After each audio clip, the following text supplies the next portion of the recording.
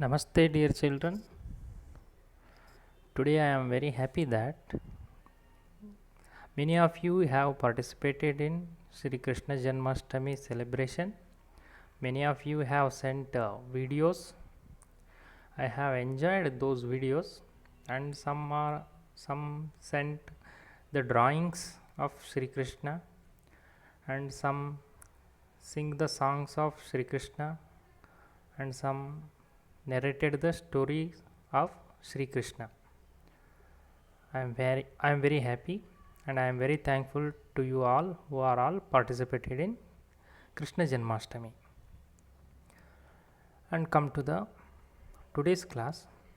In the previous class I have discussed about three Himalayan regions: Himadri, Himachal and Shivaliks. In the Shivaliks part I said that I will explain the word terai and national parks and wildlife sanctuaries.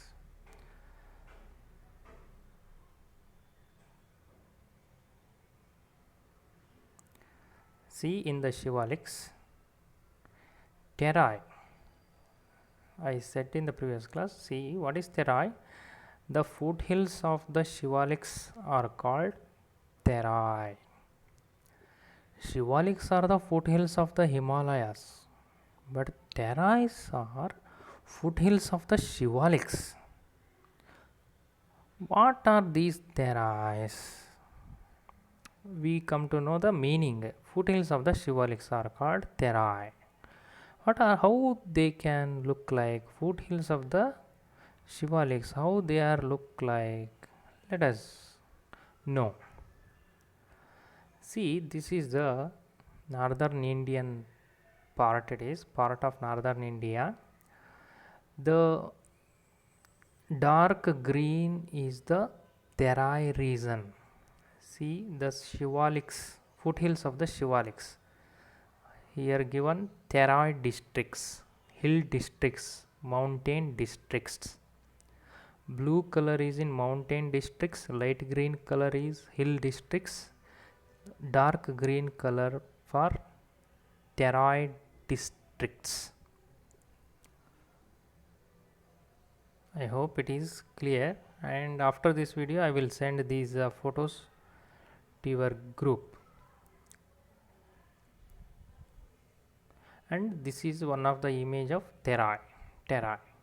See the plain, how much plain land is foothills of the Shivaliks. It is one of the example of image of Terai. This is one more image of Terai. We come across terrace farming. I have shown you in the previous video terrace farming. That is different, and this is different. Terai is different. The foothills of the Shivaliks are called Terai. Forests here have been cut and the land is used for farming. See, land is used for farming. Here farming, for farming purpose land is used, and before this there are forests. And our government has developed many wildlife sanctuaries and national parks in this region. Wildlife sanctuaries and national parks. What is a sanctuary? A place where someone or something is protected or given shelter is called sanctuary. A place where someone or something is protected or given shelter. It is the meaning of the sanctuary in dictionary. And many wildlife sanctuaries are there in Himalayan region, that too in Shivaliks. And national parks in this region. Jim Corbett National Park in Uttarakhand was India's first national park. What I am showing you now, the image is, see, welcome Corbett Tiger Reserve. This is the image of Corbett Tiger Reserve, means Jim Corbett National Park. So many wild animals are protected in these areas. government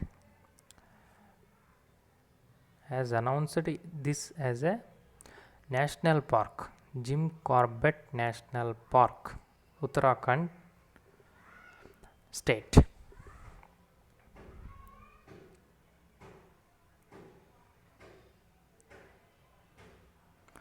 Okay, this is about national parks and wildlife sanctuaries and terrain. And come to the next point, how the Himalayas help us. How the Himalayas help us. Himalayas help us in many ways. The Himalayas act like a huge wall on the northern border of India. See, that is the topic of this second lesson. The northern mountain wall. It acts like a huge wall. Himalayas act like a huge wall. Northern border of India. The enemies or our enemies find it difficult to cross our border. Enemies can't cross this border or very difficult to cross because such a huge Himalayan range is such a huge range, very big mountains, very highest mountain peaks, and they are all covering with snow throughout the year. So they are protecting us. Himalayas are protecting us from the enemies. This will also protect us from the cold winds blowing from the north, which means Himalayas acts like a wall, though protects us from the cold winds blowing from the north. From the north side, cold winds are blowing to the south sides, and these Himalayan mountains stop them. You may have read in newspaper that Delhi gets a cold winds. They are so cold, we can't tolerate. Our breathing, it affects. We can't easily breathe while cold winds are blowing. They are blowing from north to south, and what these Himalayas make, they will stop those cold winds and protect us. One more second point is the Himalayas check the rain bearing monsoon winds and cause heavy rainfall in many parts of our country. This is you can understand in the previous class. I have given a video link, YouTube link, how Himalayas are useful. There they said that in that video it is said that Himalayas stop rain bearing winds and cause heavy rainfall in many parts of our country. When clouds are moving towards north side, these Himalayas stop them, and when the clouds are stopped at that particular point, they will start raining. Rainfall will starts in those parts. This is the another point. Second point. Third point, the thick forests of the Himalayas are the home to wild animals. Forests of the Himalayas, thick forests. Very thick forest means the sunlight doesn't reach the earth. They will fall like that. Very nearly trees are grown there. That is called thick forests. They are home to wild animals. So many wild animals are living in those parts where thick forests are there. Himalayas are the places where wild animals protected. Natural habitat. So many wild animals. Natural habitat is Himalayan mountains. This is one of the important point. Next point. The forests provide us with wood, herbs and other useful products. Wood, we use wood for furnitures, and those people in those northern India, they will use wood for cooking and for get the heat. In order to get the heat in cold winds, when cold winds are blowing, in order to get the heat they need to burn wood na. Wood can also be used like that. And herbs means medicinal plants, small plants which have medicinal values. They are also available in Himalayas. They are useful for us. We can take those herbs and we can cure so many ills, so many of our diseases can be cured by taking those herbs. That is called Ayurveda. And the next point is, many health resorts and holy places have been developed in the Himalayas. Lakhs of people visit them. For example, Kedarnath is in the northern part of India. Many of the people visits Kedarnath temple. So when lakhs of people are visiting them, immediately tourist department gets benefited, and it attracts many people from the other countries too.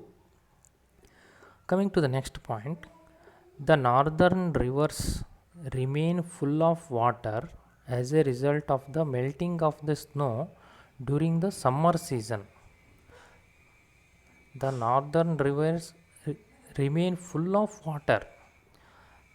See, because in the rainy season they will get the water from the rains. In the winter season, glaciers, slow moving rivers of ice, they are flowing, and in the summer season snow gets converted, melted into water form, and they get the water. So those rivers are full of water throughout the year. See, northern rivers during summer season, northern rivers remain full of water as a result of the melting of the snow during the summer season. This is the one more point. And the last point, dams have been built across many rivers. They help in producing electricity from water and irrigating agricultural lands. See, while these rivers are flowing, we have constructed so many dams in those areas for those rivers, and what they do, from those dams we can use those water for electricity, producing electricity and irrigating agricultural lands. For agricultural purpose we can use that water, and we can grow many plants and many food products, food plants, food items. This will help in agricultural products also, producing agricultural products. That is why we praise Himalayan mountains. We see God in Himalayan mountains. We Indians, we praise those mountains also, because we indirectly get benefited from those mountains. This is the importance of Himalayan mountains to India or to us. Children, this is today's class, and in the next class I will do the next part. Children, take care, be home in your, be safe, be happy in your home. Until then, bye. Dhanyavad.